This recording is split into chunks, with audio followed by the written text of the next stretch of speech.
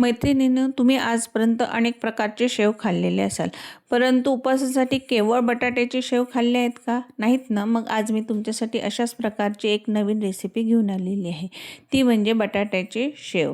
तर चला मग या रेसिपीसाठी काय साहित्य लागते तर ते बघूया. इथे मी 1 किलो बटाटे घेतले आहे.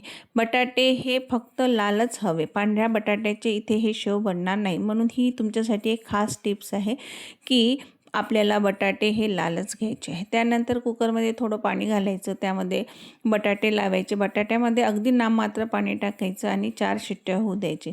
बटाटे उकळताना एक काळजी घ्यायची, ते म्हणजे बटाटे हे कुकरमध्ये फुटल्या गेले नाही पाहिजे. नाहीतर तुम्ही सरळ गंजामध्ये पाणी उकळायला ठेवायचं आणि त्यामध्ये बटाटे हे उकळून घ्यायचे. बटाटे थंड झाल्यानंतर त्यांची मी साल काढून घेतलेली आहे. आता एक मोठी कढई घेऊन त्यामध्ये जाड किसणी घ्यायची आणि सर्व बटाटे हे किसून घ्यायची.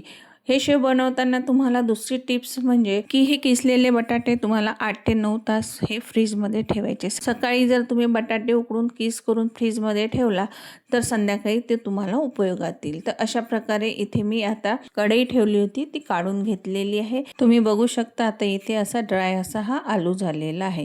म्हणजे अतिरिक्त पाणी जे होतं त्या बटाट्यामध्ये ते फ्रीजमध्ये ठेवल्यामुळे सोकून घेतलेले आहे. आता तिसरी टिप्स म्हणजे जेव्हा तुम्हाला हे बटाटे मिक्सरमधून काढायचे आहे तर त्यावेळेस मिक्सरचं अगदी सर्वात छोटं जे पॉट असतं तेच घ्यायचं आहे. आता तुम्ही इथे बघू शकता मी इथे अर्धा पॉट हा भरून घेतला आहे आणि लगेच 2 ते 3 सेकंदात असा मिक्सर हा व्हायब्रेट व्हायला लागतो बटाट्यामुळे.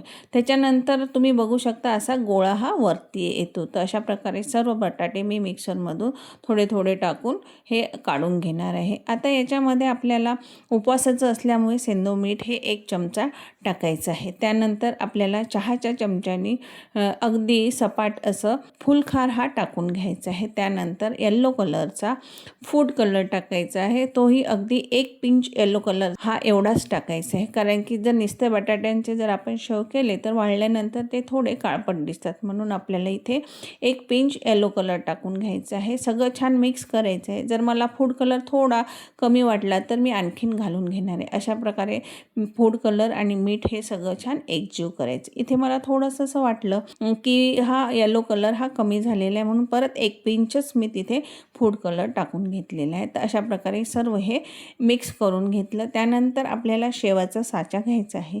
त्याची एक बारीक चकती घ्यायची आहे. तुम्ही बघू शकता किंवा यापेक्षा थोडी मोठी घ्यायची. एक थेंब असं हाताला तेल लावून घ्यायचं आणि हा साचा भरून घ्यायचा. इथे तुम्ही बघू शकता मी इथे एक प्लॅस्टिकचं कागद घेतलेलं आहे आणि त्याच्यावर हे सगळे शेव हे पिळून घेतलेले आहे. शेव तुम्ही उभे आडवे कशाही प्रकारे पिळून घेऊ शकता, त्याला काहीच बंधन नाही आहे किंवा एकावर एक आली तरी काही प्रॉब्लेम नाही. सगळे शेव मी अशा प्रकारे इथे प्लॅस्टिकच्या पेपरवर हे पिळून घेतलेले आहे आणि काही शेव हे मी ताटात पिळून घेतलेले आहे. आता हे बटाटा शेव बनवताना मी तुम्हाला 3 टिप्स दिल्या होत्या, त्याची परत आठवण करून देते.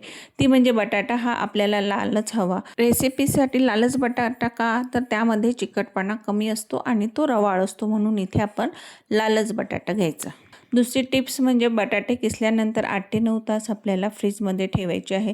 आणि तिसरी टिप्स म्हणजे आपल्याला मिक्सरचं छोटं भांडंच घ्यायचं आहे. अशा प्रकारे हे बटाट्याचे शेव मी संध्याकाळी बनवले असल्यामुळे फॅनमध्ये ठेवले, दुसऱ्या दिवशी उन्हात ठेवले आणि सतत 3 ते 4 दिवस कडक उन्हात ठेवून वाळून घेतले. तुम्ही बघू शकता आता वाळल्यानंतर जेव्हा आपण तेलात तळू हे शेव तर असे छान असे फुलून येतात. तर अशा प्रकारे केवळ बटाटा वापरून आपण हे इथे शेव तयार केलेले, खायला एकदम कुरकुरीत आणि चवीला एकदम स्वादिष्ट आहे.